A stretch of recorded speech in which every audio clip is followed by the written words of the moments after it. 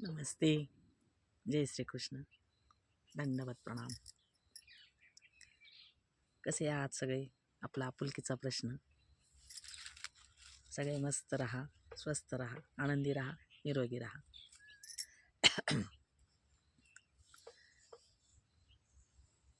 तर आपल्या नाथ संस्कृतीचं या चॅनलवर आपलं सर्वांचं स्वागत. तर कसं आहे ना मंडळी, आपण श्रीमद भगवद्गीता आपल्या चॅनलवर शिकतो आहोत. हेच तर आपल्या सगळ्यांना माहितीच आहे, ज्ञातच आहे. हे पुन्हा पुन्हा सांगण्याची गरज नाही आहे. परंतु आपले जे नवीन सबस्क्रायबर जोडल्या गेलेत त्यांच्यासाठी पण सांगणं गरजेचं आहे. तर आपण भगवद्गीता शिकता शिकता आपण 3 अध्याय शिकून 4थ्या अध्यायाकडे आपण गेलेलो आहोत. आणि 4थ्या अध्यायाचे पण आपले 32 श्लोक आपले 32पर्यंत मागच्या व्हिडिओमध्ये झालेले आहेत. तर कसं असतं, माणूस इथं कुठं काही सापडेल तिथं कुठं काही सापडेल असं आपण सतत भ्रमातच असतो. सतत भ्रमात असतो आपण. इथं मला काहीतरी सापडेल, तिथं मला काहीतरी सापडेल, तिथं मला काहीतरी सापडेल. कुठं ना कुठं आपण स्वतःला गुंतवत चालतो. आणि त्या गुंतवण्यामध्ये आपण एखाद्या ठिकाणी इतकं गुंतून जातो की आपल्यालाही कळत नाही आपण किती गुंतलो. पण जे आपल्याला पाहिजे ते मात्र सापडत नाही. तर मला सांगायचं एवढंच की आपल्याला जे पाहिजे ते सगळं आपल्याला गीतेत सापडतं.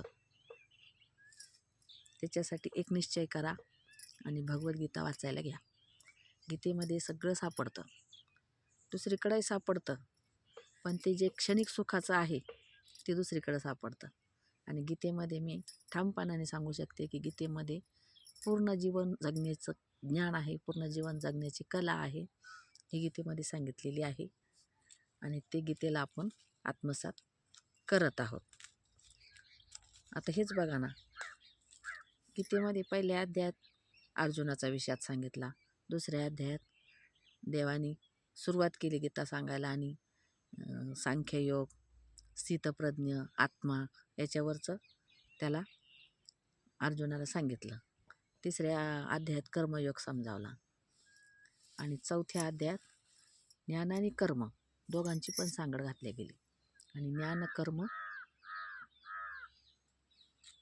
संन्यासयोग, ज्ञान कर्म संन्यासयोग म्हणजे ज्ञान आणि कर्म दोघांची सांगड घालून आणि ते कर्म करायचं आणि त्या कर्माचा पुन्हा संन्यास करायचा. म्हणजे संन्यास म्हणजे न्यास म्हणजे सोडणे, स अधिक न्यास, संन्यास म्हणजे सोडणे. मग ते सोडायचं, मग ते कुठं सोडायचं तर ते भगवंताजवळ सोडायचं. म्हणजेच काय, आपण जे मी म्हणतो ना, तो मीपणा भगवंताजवळ आपल्याला सोडायचा आहे.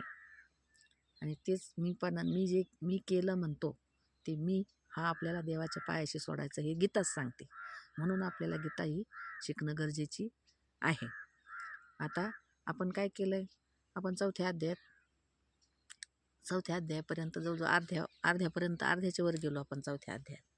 मग 4थ्या अध्यायामध्ये जवळजवळ 25व्या श्लोकापासून ते 32व्या श्लोकापर्यंत यज्ञच समजावला. मग तो कोणता यज्ञ, कोणते यज्ञ कोण करतं, कसे करतं, कोण करतात, कशा प्रकारे करतात, हे सर्व ते यज्ञ 25व्या श्लोकापासून तर 32व्या श्लोकापर्यंत ते भगवंतांनी यज्ञच समजावले. आपण प्रत्येक व्हिडिओमध्ये यज्ञच बघत आलो 25व्या श्लोकापासून. मग हे यज्ञ कसे करायचे, कोणते करायचे, हे तर आता आपण बघितलंच. त्याच्यातही सगळ्यात श्रेष्ठ यज्ञ कोणता हे आता आजच्या श्लोकामध्ये आपण बघणार आहोत. घेऊया आपण आजचा श्लोक 33वा, 4था अध्याय 33वा श्लोक.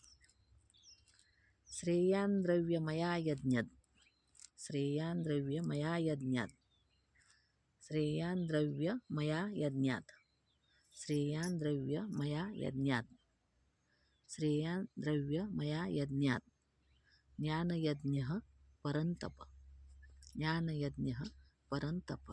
ज्ञानयज्ञ हा सगळ्यात मोठा यज्ञ सांगितला आहे. म्हणजे ज्ञान मिळवायचं म्हणजे गीतेपर्यंत आपल्याला जावं लागणार आहे.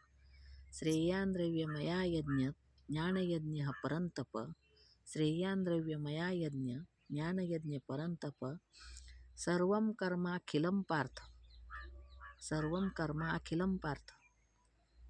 सगळ्या कर्मामध्ये शेवट पार्था ज्ञाने परिसमाप्यते. सगळ्या कर्मामध्ये ज्ञानाने शोभतं ते कर्म. ज्ञानाने केलेलं कर्म हे सगळ्यात सोपं. श्रेयान् द्रव्यमया यज्ञ ज्ञानयज्ञ परंतप सर्वं कर्माखिलं पार्थ ज्ञाने परिसमाप्यते. 34वा श्लोक घेऊया आपण. तद्विद्धि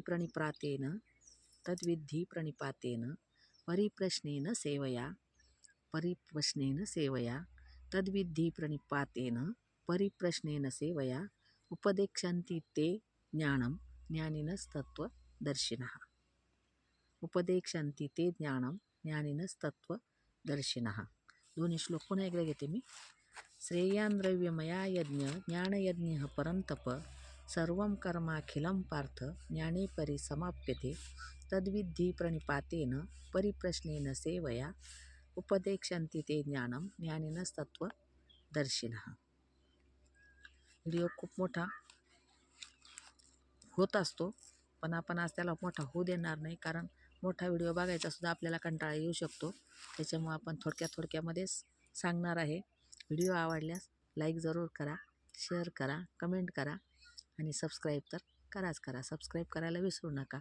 आणि हो, नुसतं सबस्क्राईब करून जमत नाही, तर व्हिडिओ पूर्ण बघा.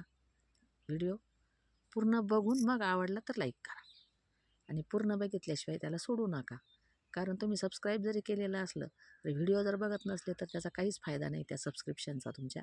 त्याच्यामुळे व्हिडिओ पूर्ण बघा, लाईक करा, कमेंट करा, शेअर करा.